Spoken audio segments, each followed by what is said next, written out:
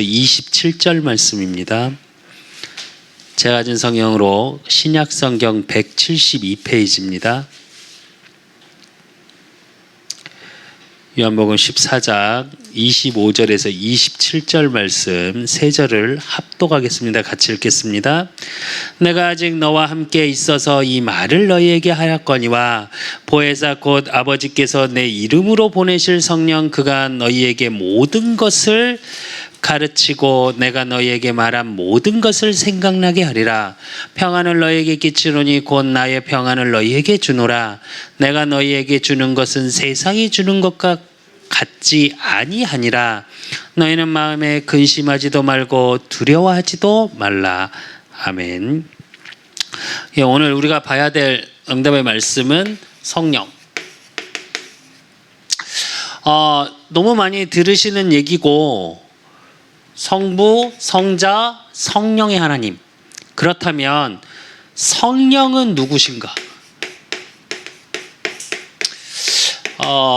오늘 요한복음 14장 오늘 읽었던 본문을 보면 25절에서 27절에 보면 여러분이 너무 늘 들으시고 알고 계신 말씀처럼 보혜사 성령이라고 말씀을 하세요.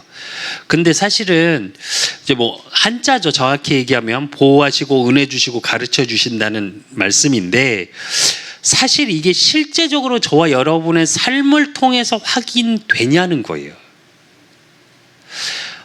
성부, 성자, 성령의 하나님, 삼위일체 하나님을 신학적으로 막 해석을 한다든지 조직신학이나 이렇게 해서 막 쪼개고 나누고 이런다는 얘기 이런 여러 가지 부분이 있는데 저도 신학교 다닐 때 삼위일체 하나님에 대해서 이렇게 나오는데 사실은 결론을 들어보면 하나님을 인간의 단어로 설명할 수 있다면 그건 하나님이 아닙니다. 정확히 말하면.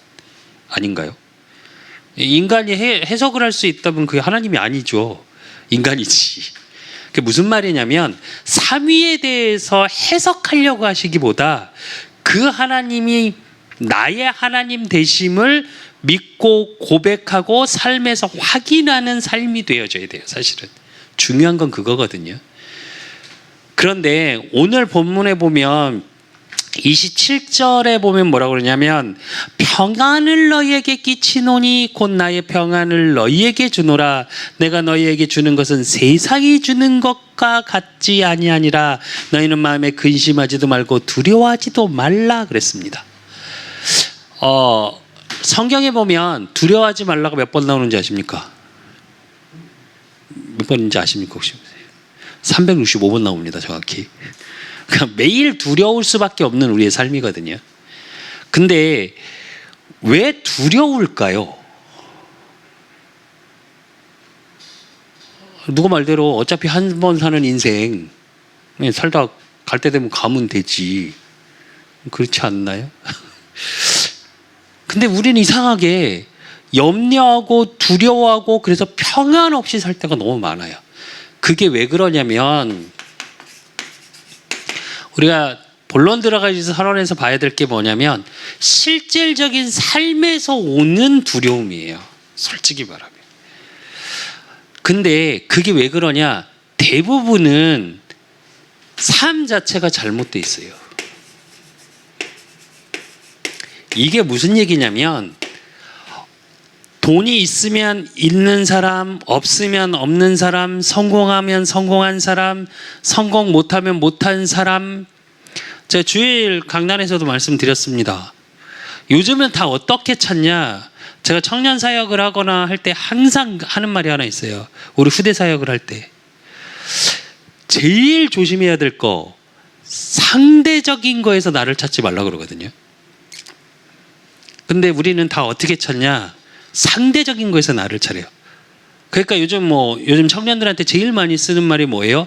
상대적 박탈감, 비교의식.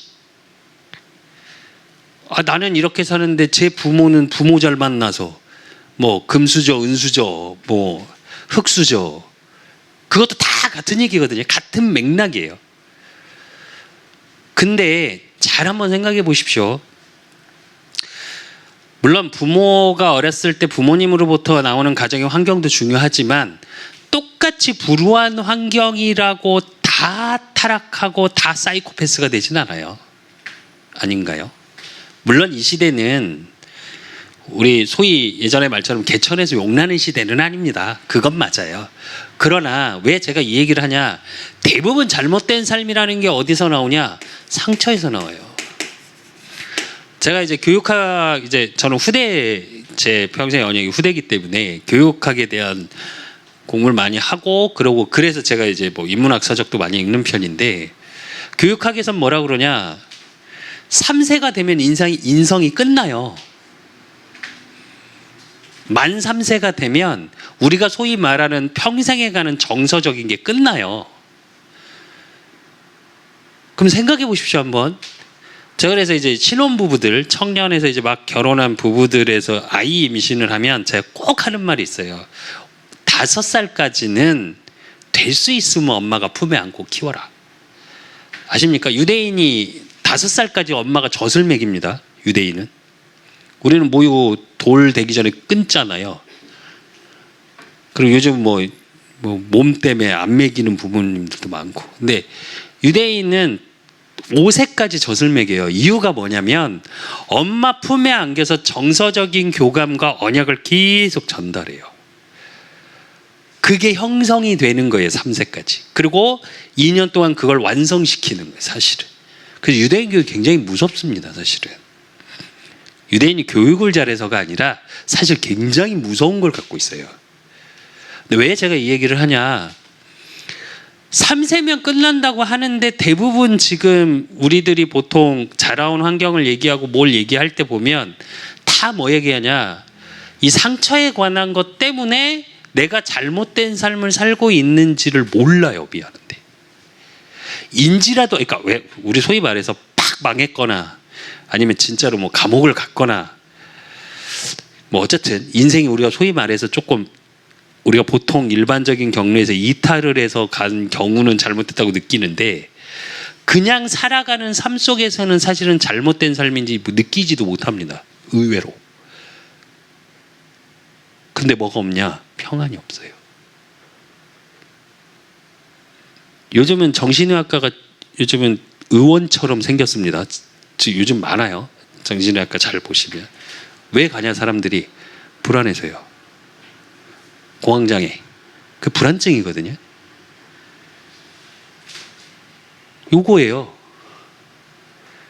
잘못되어져 있는 삶이 계속 이어져 못 견디게 되니까 약을 찾고 제가 정신병원 사역을 5년을 했습니다. 특징이 하나 있어요.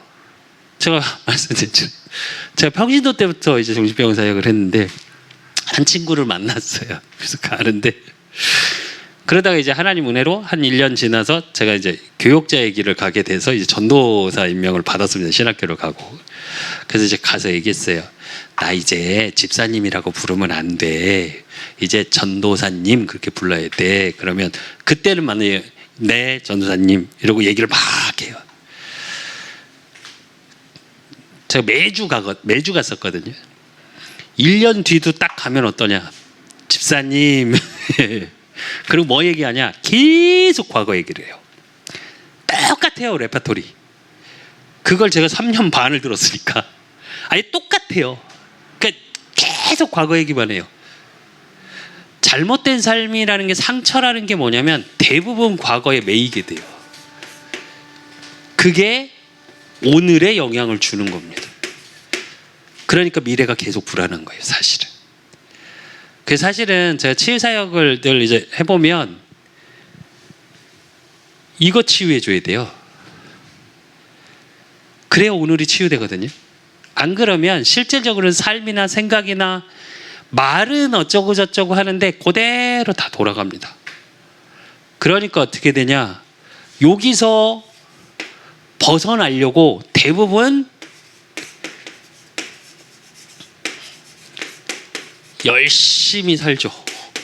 근데 그 열심이 어떤 열심이에요? 잘못된 열심이에요. 그러니까 열심히 하고 노력하고 살수록 어떻게 되냐? 내 인생은 피폐해져요. 돈을 벌면 벌어서, 못 벌면 못 벌어서, 성공하면 성공해서, 성공 못하면 성공 못해서. 정말로 저와 여러분의 하나님의 자녀는 요게 보여져야 돼요. 예수 그리스도 모든 문제 해결자, 구원받은 하나님의 자녀, 그분이 왕, 제사장, 선지자로 오셔서 내가 그를 주로 입술로, 마음으로 믿어 입술로 고백한 그 상태 속에서 바뀌어진 게 뭐냐? 이거 끝났다는 거예요. 근데 사단은 어떻게 하냐? 계속 요걸로 공격해요. 그러니까 어떻게 하냐? 오늘이 안 바뀌어요. 그러니까 교회에서도 뭐라 그러냐? 교회에도 이게 들어와 있어요. 못 들어보셨습니까 혹시? 신앙생활 좀 하다가 삶이 너무 어려우면 뭐라 그러세요 목사님들이? 그러니까 예배를 열심히 나오셔야죠. 열심히 더 기도하셔야죠. 기도를 덜 하셨네. 그럼 기도 덜 해서 그렇습니까? 예배 안 나와서 그렇습니까? 전 그런 하나님 수준이라면 저 하나님 안 믿고 싶습니다. 왜 제가 그러니까 뭐 예배를 드리지 말자, 신앙생활을 열심히 하지 말자, 헌신을 하지 말자, 기도를 하지 말자, 이 얘기 아닙니다.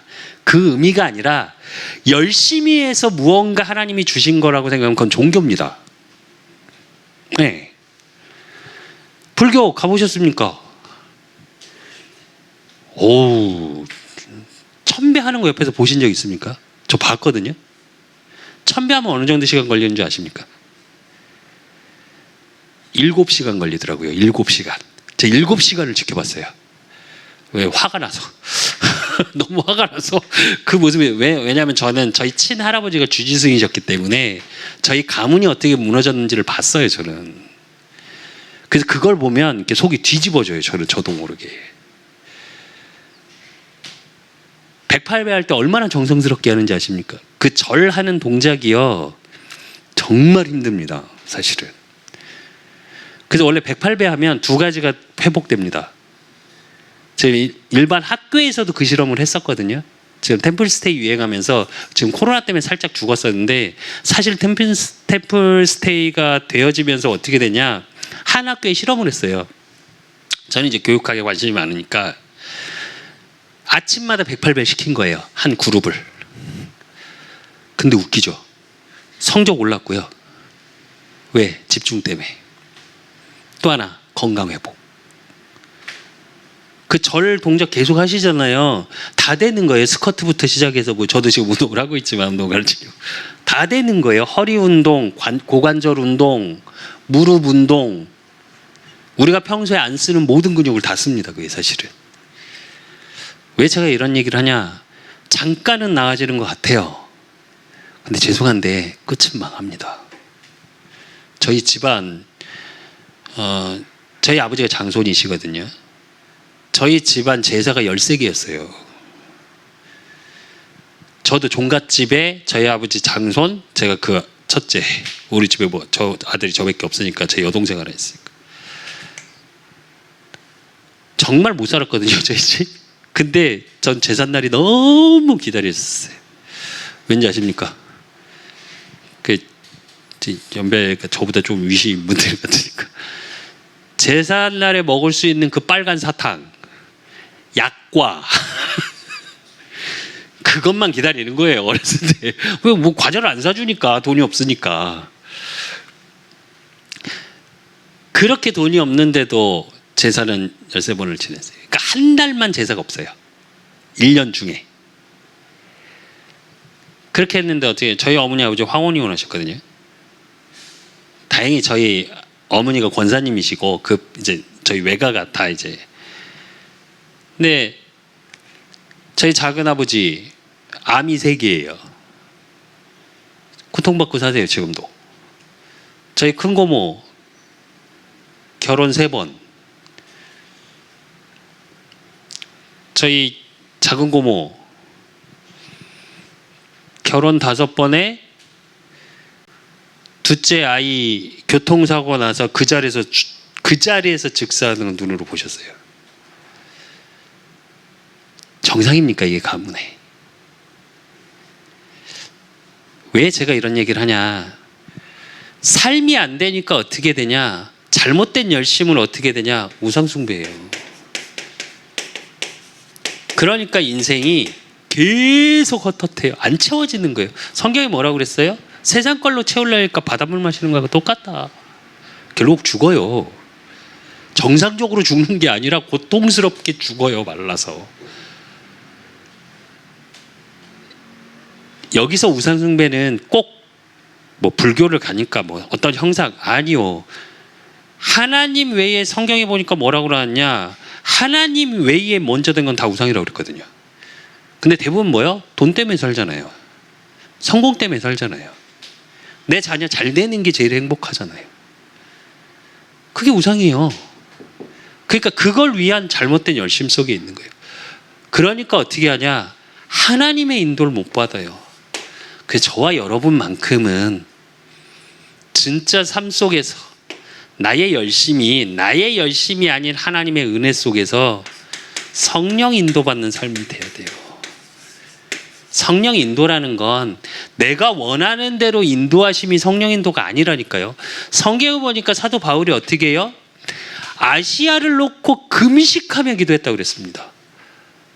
그랬는데 뭐라고 그래요? 성령이 막았대요. 그래놓고 마게도냐에서 손짓을 하죠. 그래서 로마로 틀죠. 정확히 보면 바울은 로마 쪽으로 가고 싶었을까요? 아니었을 겁니다. 아니었을 거예요. 근데 어떻게 했냐? 자기가 금식하며 기도했던 부분들, 또 사도 바울이 병이 있었다고 얘기를 하죠. 성경에도 뭐 그래서 뭐 그게 간질이다, 뭐 신학자들이 여러 가지 얘기를 하는데 어찌 됐건 그걸 놓고 금식하며 깊이 기도했더니 뭐라 그래요? 네 은혜 족하다. 그 뒤로 성경에 그 어디도 자기 질병 때문에 기도하는 장면이 없습니다. 그게 성령 인도예요. 근데 우리가 생각하는 성령 인도는 뭐냐? 제가 비교 웃으면서 그 얘기 하는데 제가 신학교 다닐 때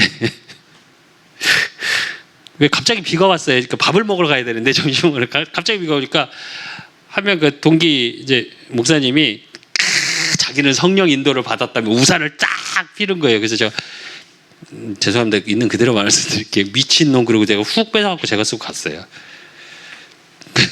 이게 성령 인도냐? 내가 웃으면서 그랬는데 이게 단적인 얘기 같죠.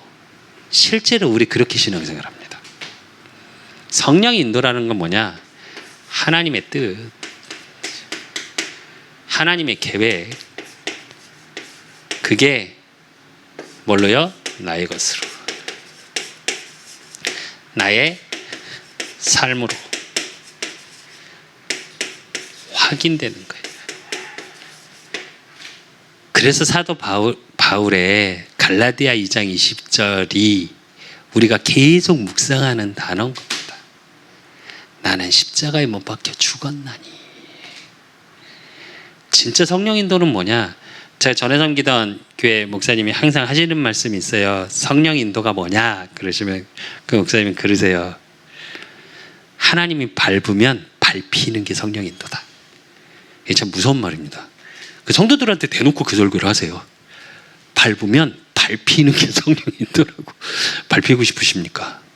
제가 안 그래도 그 말씀, 그때 이제 부교육자였으니까 그 설교 하시면 제가 안 밟히고 싶은데 맨날 제가 그랬는데 한 번쯤은 점검해 보십시오. 왜 성령은 누구신가에서 서론에서 이 부분을 봐야 되냐면 실제로 내 삶, 내 인생하고 하나님과 상관이 없는 거면 성령 하나님, 그러니까 하나님이 나하고 상관이 없어요. 하나님이 나하고 상관이 없으면 어떻게 되냐? 실제로 말씀하고 나하고 상관이 없어요. 기도는 그러면 어떻게 했냐? 상관없어요. 제가 몇 번 말씀드렸죠. 요즘 제가 쇼츠 볼 때마다 쇼츠라고 이제 유튜브에서 하는 그 짧게 올리는 영상 또 유튜브에도 있어요. 요즘 다시 신비주의가 굉장히 올라오고 있거든요. 목사님이시니까 아실 겁니다. 보면 기도도 안 해요. 그래서 갖고 쉬 이러고 계세요. 근데 거기서 막 이러고 있어요. 주여. 그럼 미친 거예요. 죄송한데. 하나님하고는 아무 상관없습니다. 귀신 들린 거예요, 그거. 저는 그렇게 생각합니다. 뭐 그분이 공격하시면 공격하셔도 되는데 신학적으로 할 얘기 많아요. 그러니까 무슨 말이냐면 예배 중에 하나님의 말씀이 능력이 임해서 뭐 저도 현장에서 복음 전했는데 그 자리에서 기절하고 토하고 쓰러지고 많이 봤어요. 무당 밖에 나오지도 못하고 덜덜덜덜 떠는 것도 봤고요. 신비한 일들은 많이 있을 수 있어요. 그거는 하나님의 말씀과 성령의 능력이 임할 때 얘기지 슈슈 이런다고 이렇게 떨고 있는 건 지금 진짜 죄송합니다. 이렇게 표현 쌍팔년도도 아니고 지금 시대가 어느 달나라가는 시대에 그러니까 사실은 청년들이 교회 오기 싫어해요. 우리 후대들이 교회 올 이유가 없어요. 문화적으로 미친 것 같거든요. 제가 지금도 못 잊는 게 몇 번 말씀드렸잖아요. 저 어렸을 때 부흥회가 되게 유행이었습니다. 뭐 지금도 이제 뭐 교단들 뭐 합동이나 통합 쪽 봄 가을에 한 번씩 하시죠. 근데 이제 그때는 이제 불바다라 많이 하셨었잖아요. 그 부흥사님들이. 지금도 제가 못 잊는다니까요. 성가대에서 어렸을 때 어머니 손 붙잡고 끌려갔으니 기도하고 이제 통성기도 하는데 기도 됩니까? 이러고 보죠. 뭐라고 기도하나. 근데 성가대에서 청년 하나가 성가대 가운을 찢어요. 뭐 눈물 콧물 흘리는 건 뭐 그러려니 하는데 계속 봤으니까 옷을 막 찢어요. 그때 어렸을 때 저한테 뭐가 들어왔는 줄 아십니까? 아, 통성기도는 고통스러운 거구나. 그리고 저거 이상한 짓이구나. 제가 목회자가 됐는데 금요일날 제가 이제 워낙 찬양을 좋아해서 전해성기도에도 이제 찬양팀도 만들고 그래 찬양 인도를 사실 평신도부터 계속 해왔어요. 그래서 금요 예배 때 이제 기도의 인도를 제가 하는데 주여 이걸 못해요. 제가 그게 각인돼 갖고 그게 싫어서 지금은 합니다. 지금 하는데 그렇게 가기까지가 정말 오래 걸렸어요. 제가 왜 제가 이런 얘기를 하냐면 성령에 대해서 또 성령 충만에 대해서 너무 오해하고 있어서 하는 말이에요. 저와 여러분만큼은 정상적으로 아셔야 되고 하나님은 공의의 하나님이고 너무 이상하다. 너무 말이 안 된다. 그건 하나님 아니죠. 정확히 말하면. 아니, 우리가 이해할 수 있는 수준을 말하는 게 아니에요. 저는 이해돼야 된다는 말이 아니라 정상 범위를 너무 넘어서면 그건 조금 고민해 봐야 돼요. 지금도 뭐 컨텐츠적으로나 모든 것들이 문화적으로 움직이는 시대 속에서 말씀 그대로를 갖고 해야죠. 말씀 그대로. 자, 안 그래도 뭐 무슨 처음에 오셨을 때 저하고 뭐 여러 가지 얘기하다 제가 했잖아요. 다른 건 저는 모르겠고 그냥 말씀만 하셨으면 좋겠다고. 뭐가 맞고 틀리고 우리나라 교단만 300개입니다. 성경 한 권 가지고 왜 신학을 300권 근데 이제 신학 4조까지 하면 얼마나 많겠습니까? 전 세계. 근데 저는 그건 별로 중요하다고 생각 안 해요. 중심이 포인트가 조금씩 다른 거니까. 저는 후대하고 전도거든요. 제가 옷차림도 왜 이렇게 바꿨냐? 앞으로 문화적인 교회를 할 거니까 제 예배 틀을 좀 깰 거거든요. 저는. 원래 우리 그 사람께 처음에 저 할 때 이 강대사가 안 만들려고 그랬었어요. 원래는. 진짜 그냥 핀마이크 차고 청년들하고 이렇게 예배드리고 찬양하고 이루고 싶었었어요. 근데 이제 성도가 하나도 없으니까 그래서 고민하다가 근데 저도 틀을 못 깨는 거예요. 어느 부분에서. 아, 강대상이 그래도 거기다 이제 너무 감사한 게 제가 사역했던 한 집사님이 강대상을 해주셨거든요. 그것도 가장 힘들 때 10,000원, 20,000원 모으신 걸 통째로 헌금하셨어요. 저한테. 그래서 목사님 강대상은 하고 싶다고 제가 하고 싶다고 그래서 사실은 다른 교회 섬기시는 분이에요. 우리 성도 집사님이 아니고. 그래서 사실은 하게 된 거거든요. 근데 왜 제가 이런 얘기들을 하냐면 한 번쯤은 깊게 말씀 중심으로 세속화되자는 말이 아니라 정말 말씀은 세련된 거거든요. 정말 말씀은 단순하거든요. 근데 왜 이렇게 복잡한지 모르겠어요. 그래서 뭐 오늘 여러 가지 얘기는 하겠지만 신학 기준으로 이제 뭐 성령에 대해 성령 하나님에 대해서 이렇게 말을 나누겠지만 단순하게 보시면 돼요. 그냥 창조주 하나님, 삼위일체. 그래서 처음 보는 게 뭐냐면 성령은 누구신 거예요?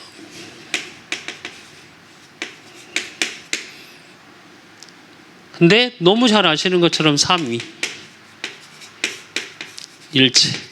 이거 무슨 얘기냐면 세 가지 위, 세 가지 직분을 가지고 하나 되신다는 이 말이겠죠. 그래서 근데 성령 하나님은 뭐냐? 하나님의 임재, 그리고 구원의 방법,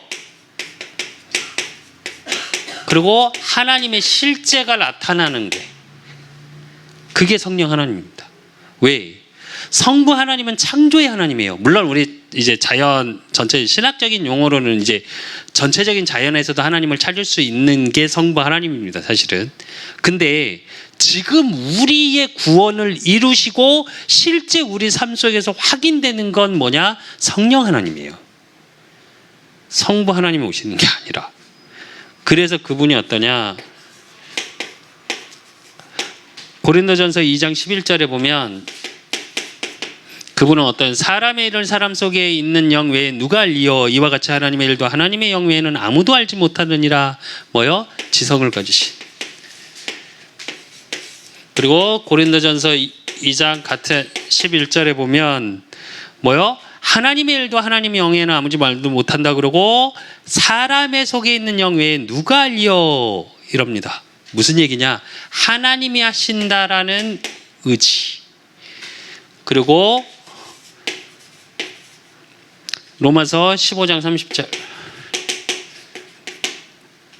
형제들아, 내가 우리 주 예수 그리스도와 성령의 사랑으로 말미암아 너희를 권하노니 너희 기도에 나와 힘을 같이 하여 나를 위하여 하나님께 빌어. 이래요. 뭐냐? 사랑의 하나님. 이걸 뭐라고 얘기하냐? 신학적으로 지정의.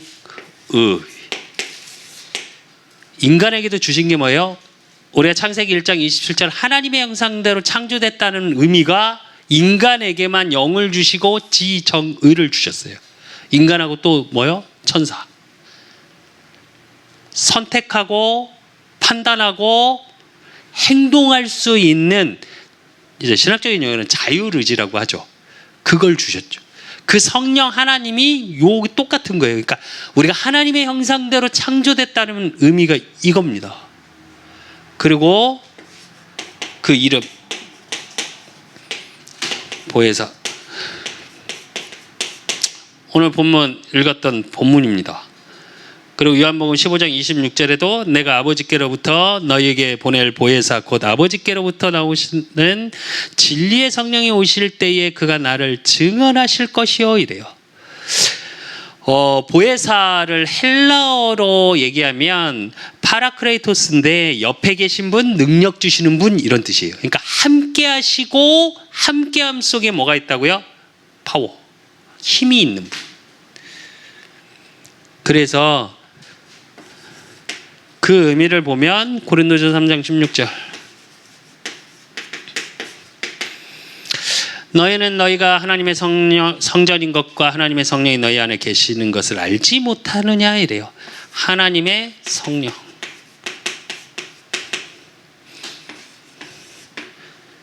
그리고 로마서 8장 9절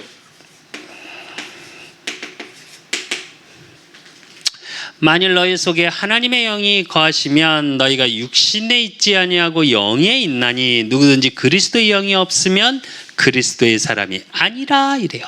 성령은 뭐예요? 그리스도의 영.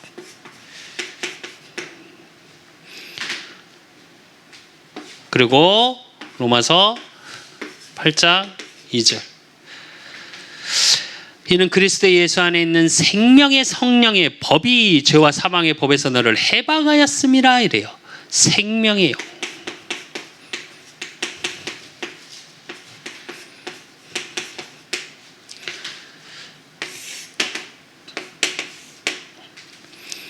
요한복음 16장 13절 그러나 진리의 성령이 오시면 그가 너희를 모든 진리 가운데로 인도하시리니 그가 스스로 말하지 않고 오직 들은 것을 말하며 장래 일을 너희에게 알리시리라 이럽니다.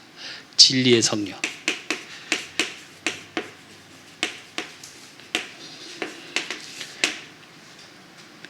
그리고 히브리서 10장 29절. 하물며 하나님의 아들을 짓밟고 자기를 거룩하게 한 언약의 피를 부정한 것으로 여기고 은혜의 성령을 욕되게 하는 자가 당연히 받을 형벌은 얼마나 더 무겁겠느냐 너희는 생각하라 이럽니다. 그 형벌에서 빠져나오게 하는 은혜의 성령. 구원을 말하는 거죠. 그리고 에베소서 1장 13절. 그 안에서 너희도 진리의 말씀 곧 너희의 구원의 복음을 듣고 그 안에서 또한 믿어 약속의 성령으로 인치심을 받았으니 이래요. 약속의 성령. 근데 잘 보시면 이름 안에서 하나님의 속성이 다 나옵니다. 이게 하나님의 속성이거든요. 이제 신학적인 용어로 하나님의 속성이라고 말을 하는데 왜 이게 되게 중요하냐면 이걸 막 자세히 알아야 된다 뭐 이렇게 조직신학적으로 뭐 이렇게 이런 얘기를 하자는 말이 아니라 무슨 얘기냐면 우리가 하나님을 어떻게 느끼고 있냐예요. 지금 느끼는 방법은 뭐냐? 말씀을 통해서 예수를 그리스도라 믿고 영접한 하나님의 자녀가 나를 성전 삼으셨어요. 하나님이. 그럼 성령이 지금 나와 함께 하시는 거거든요. 그럼 그 성령이 나와 함께 하심으로 말씀도 깨달아지고 그 말씀을 통해서 하나님이 나를 인도해 가시는 응답 속에 내가 있는 것인데 그걸 누리는 비밀이 이거예요. 하나님의 성령이 나를 성전 삼으셨고 그리스도의 영을 통해 나를 구원하셨고 그래서 나를 매 모든 사람, 신학적인 용어를 제가 몇 번 말씀드렸죠. 성경에서 말하는 구원은 영혼 구원은 단회적이에요. 한 번이면 끝나요. 근데 삶에서의 구원 사역은 진행형이에요. 원어적인 뜻을 보면. 그러니까 매 모든 순간에 계속 구원의 일, 그리스도의 일들이 일어나는 거예요. 그 그리스도의 일들 속에 살아있는 거죠. 에베소서 2장 1절에 보면 허물과 죄로 죽었던 너희를 살리셨도다 이랬거든요. 창세기 3장 문제로 인해서 우리 영이 죽어버렸는데 계속 살게 확인시키시는 거예요. 생명의 능력, 힘을 주시는 거예요. 그리고 한 번 있다 없어지는 단회적인 게 아니라 진리로 계속 인도해 나가시는 거예요. 영원한 하나님의 말씀으로. 그리고 우리가 힘들고 어렵고 구원부터 해서 나와 함께 하시는 모든 것은 뭐예요? 은혜라고요. 우리가 행위적으로 무언가를 잘해서 열심히 해서 구원받고 살아가는 게 아니고 정확히 얘기하면요. 기도 많이 하니까 응답받습니까? 그렇게 생각하십니까? 반대예요. 응답 주시는 하나님이 시니까 기도할 수밖에 없는 거지. 왜 그렇잖아요. 그 목사님들은 연애 결혼하셨습니까? 아니면 연애하면 그러잖아요. 그렇게 전화 통화하고 뭐 얘기하다가 만나면 또 그렇게 말하고 대화를 하고 싶고 보고 싶고 하물며 나를 구원하신 하나님 그분이 지금 나와 함께 하시면 대화하고 싶잖아요. 기도는 대화거든요. 영적인 호흡이고. 그러니까 열심히 해서 응답받는 게 아니에요. 저는 이제 사역을 하면서 기도를 가르칠 때 항상 하는 말 하나 있어요. 기도를 많이 하는 게 중요한 게 아니라 기도가 행복해져야 된다는 말을 하거든요. 내가 하나님과 행복하니까 자꾸 말하게 돼야져야 된다고. 한 신학자가 그런 말을 했죠. 기도는 노동이다. 힘들다는 얘기거든요. 저도 그랬습니다. 초창기에는.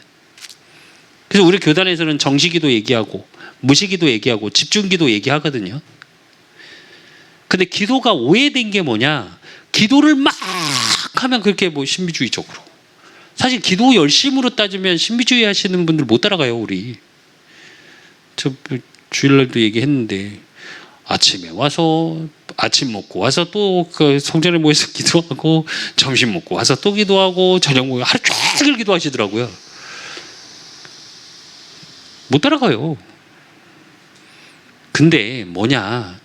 은혜라니까요, 모든 게.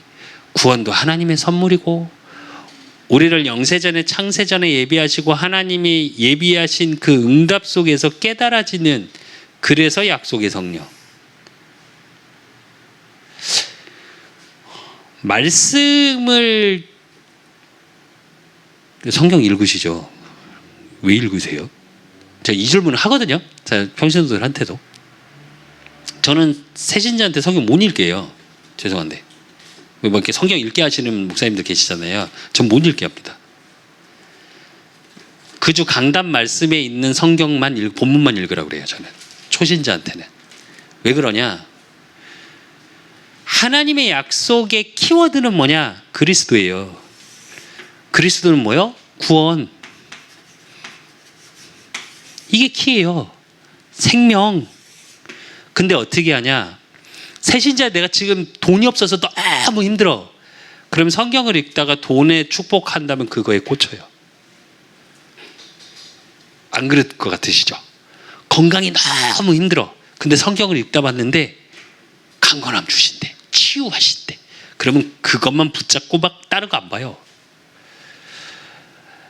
그래도 역사는 일어나더라고요. 왜? 말씀은 능력이니까.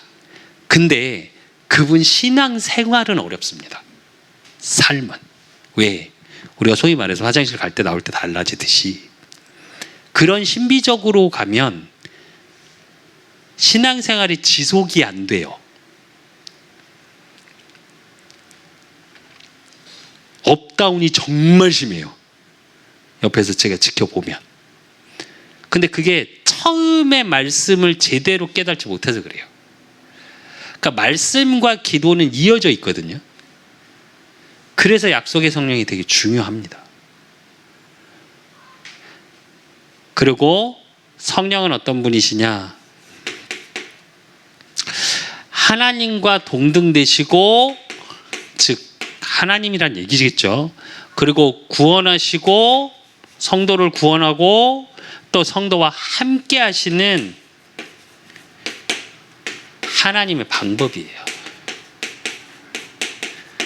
그러니까 일하시는 분이니까. 근데 이게 사실은 제가 그래도 메시지 준비하면서 계속 그 생각은 들었습니다. 참 표현하기가 어렵다.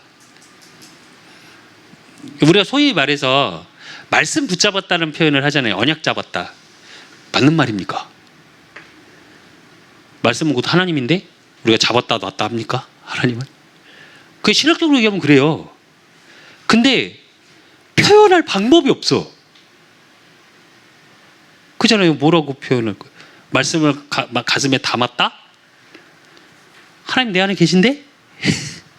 이게 되게 애매한 말이라니까요. 단어적으로. 그러니까 인간의 단어로 표현하는 한계 같아요. 어쩔 수 없는. 그러니까 창조 사역부터 해서 함께 하시고, 그래서 창세기 1장 26절에 보면 뭐라고요? 우리가. 그래서 항상 복수로 나옵니다. 성경에 하나님을 얘기할 때.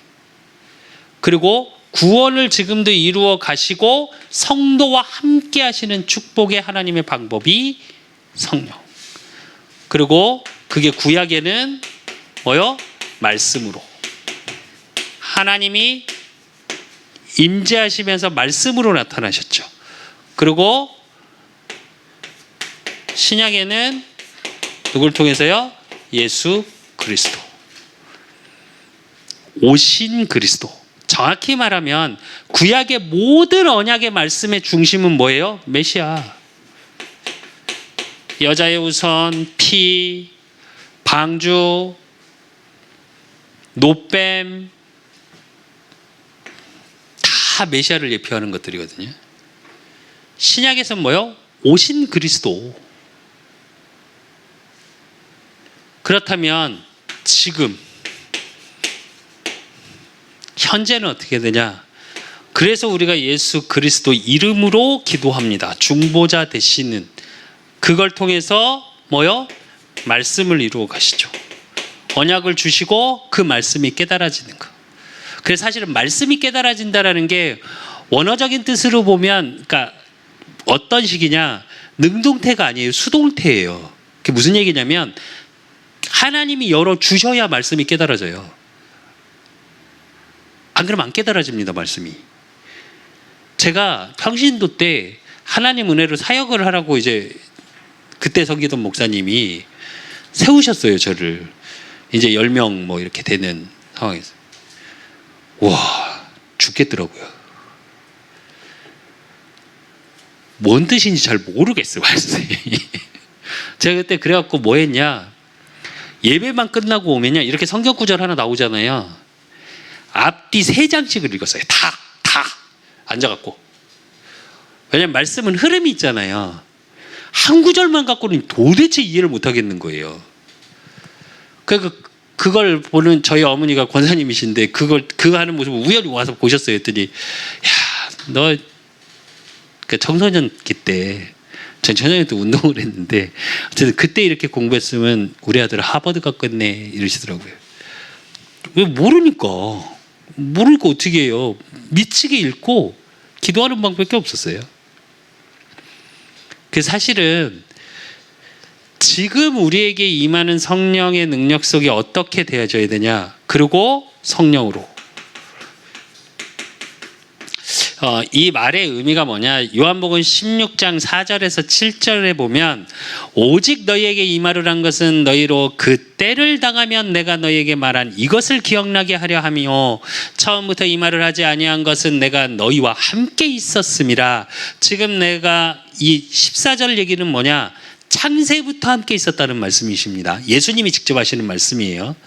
그리고 15절에 보면 지금 내가 나를 보내신 이에게로 가는데 너희 중에서 나더러 어디로 가는지 묻는 자가 없고 도리어 내가 이 말을 함으로 너희 마음에 근심이 가득하였도다 이래요.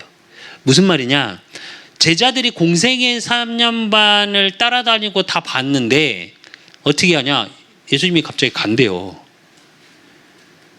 아니 업도 다 집어치우고 이러고 따라왔는데 그러니까 어떻게 해요? 큰일 났어 이제. 왜? 당시에 로마에 예수님 따라다니면 어떻게 했어요? 직업 잃었고요.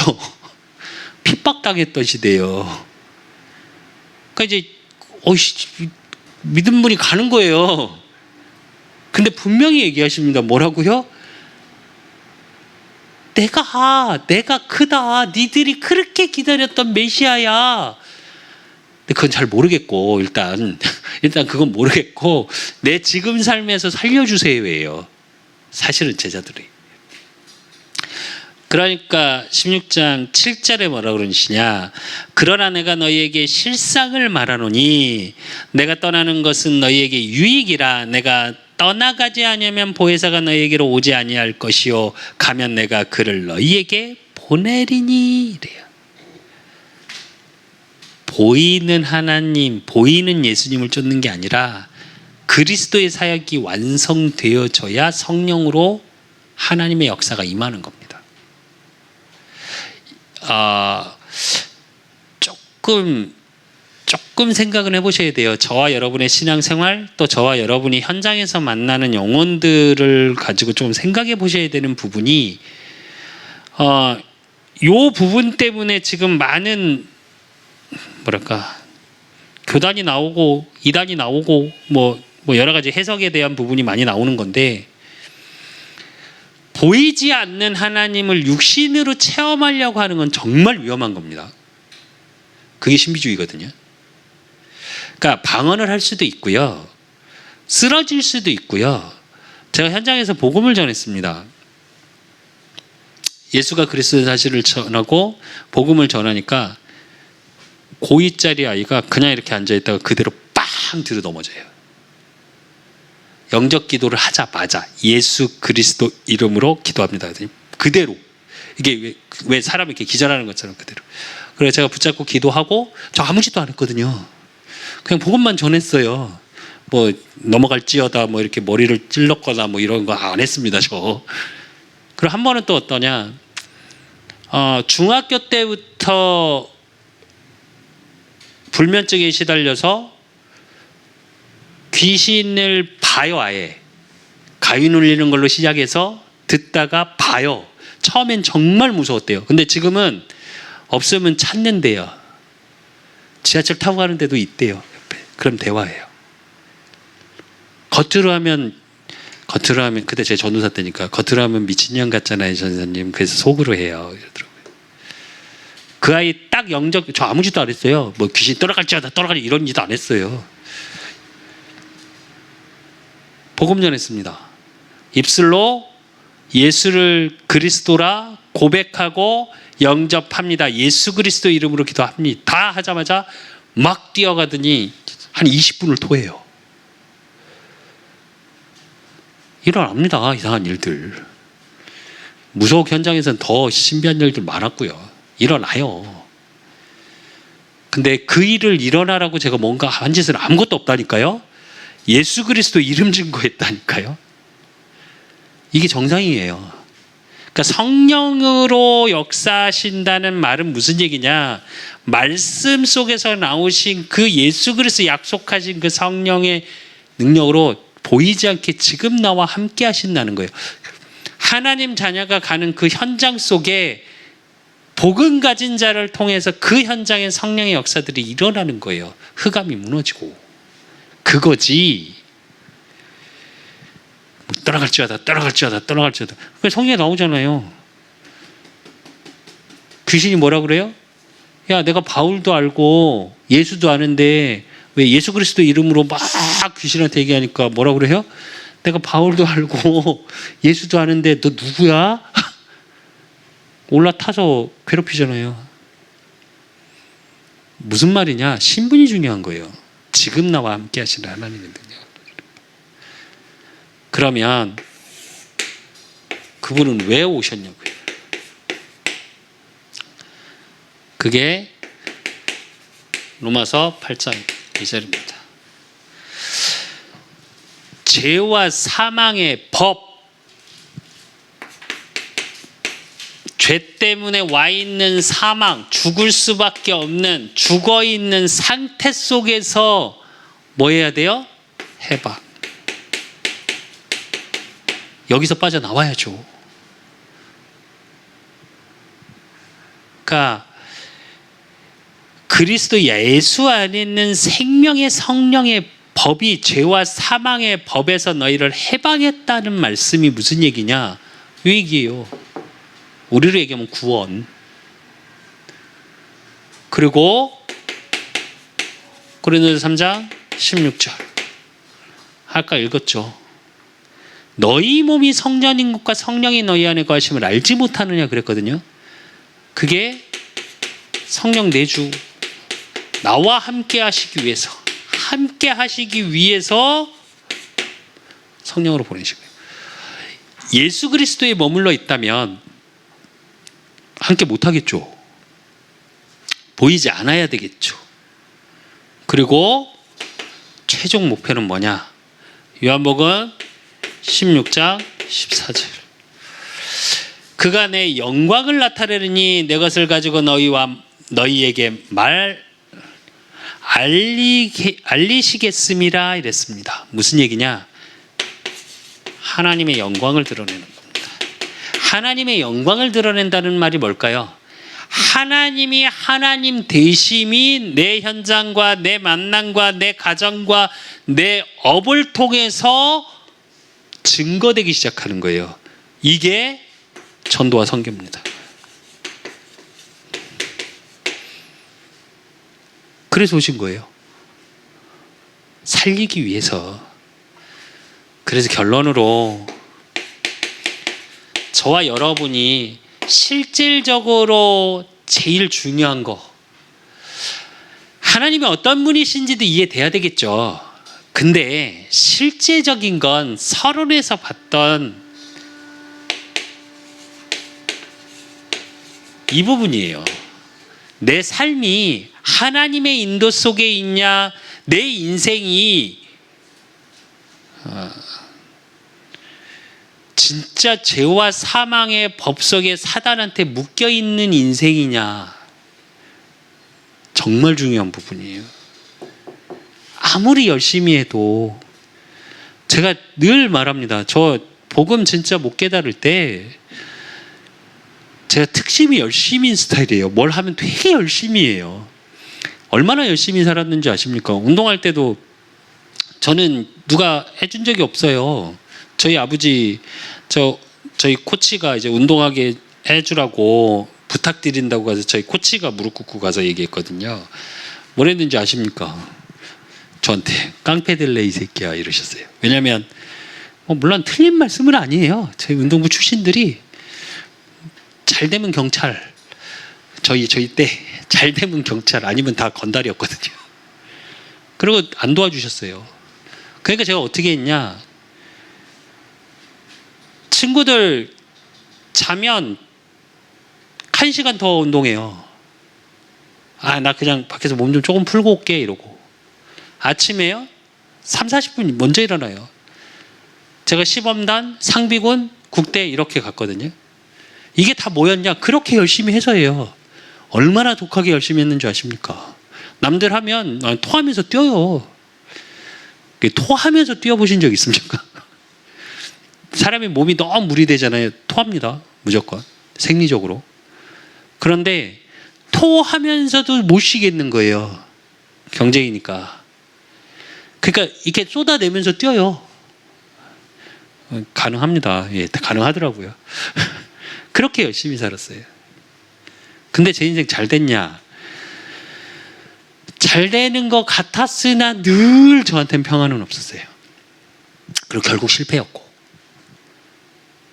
왜 제가 이런 얘기를 하냐? 복음 가진 하나님의 자녀가 하나님을 믿지 않고, 하나님을 믿지 않는다는 건 말씀을 믿지 않는다는 거예요. 그럼 말씀의 언약 속에 있지 못하면 어떻게 되냐? 내가 원치 않는데, 그렇게까지는 아닌데 이상한 길로 가고 있어요. 제가 농담으로 사역하면서 그런 얘기 합니다.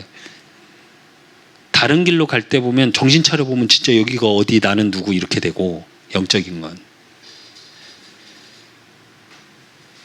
그걸 다시 회복시키는 데는 정말 시간이 오래 걸린다. 제가 그래요. 그래서 모르겠으면 멈춰라 그래요. 전에 사역할 때, 전에 교회는 좀 규모가 컸으니까 제가 장로님 권사님들 사역하면 항상 하는 말이 있어요. 좀 열심히신 분들이 있거든요. 제가 그분들 너무 잘 알아요. 제 성향이 그러니까. 그럼 그분들 만나면 전 늘 사역하면 하는 말이 있어요. 멈추세요, 장로님. 그 멈추라는 말이 아무것도 하지 말라는 게 아니에요. 세상을 보고 막 열심히 달려가지 말고 영적 세계를 봐라 이 말이에요. 하나님이 나와 어떻게 함께 하시는지부터 확인해라. 뭘 가지고요? 강단의 말씀 갖고 하면 됩니다. 다른 거 필요 없어요. 성경 많이 알아야 된다? 아니요. 아닙니다. 우리가 소위 말하는 이단이라고 말하는 많은 교단, 많은 데들 다 어떻게 하냐, 성경 굉장히 많이 읽습니다. 근데 해석이 다르게 되는 거예요. 성경에서 말하는 근원은 놓치고, 하나님의 어머니 교회에 뭐라고 얘기하는지 아십니까? 신랑, 신부. 그러니까 저기 그분이, 여자분이 신부라잖아요. 가끔 이렇게 뭐가 올라오거든요. 지금 그럴 때만. 뭘 이렇게 말이 안 되는 소리인데 왜 그걸 그렇게, 그 의미가 아니잖아요. 앞뒤장 안 읽어보셨냐고. 저 왔었다니까요. 지금 조짜서 저희 집에. 그 제가 성경 얘기하길래 그 옆에 읽어보세요. 제가 그랬어요. 그 옆에 옆장 읽어보세요. 제가 그랬다니까요. 그게 무슨 얘기냐면, 이게 바로 안 돼서 그래요. 이게 바로 안 돼서. 그리고 뭐가 기준인지를 몰라요. 무슨 얘기냐? 모든 성경을 뭘 말하고 있냐? 예수가 그리스도 되심을 말합니다. 구약은 그거에 대한 예표고요.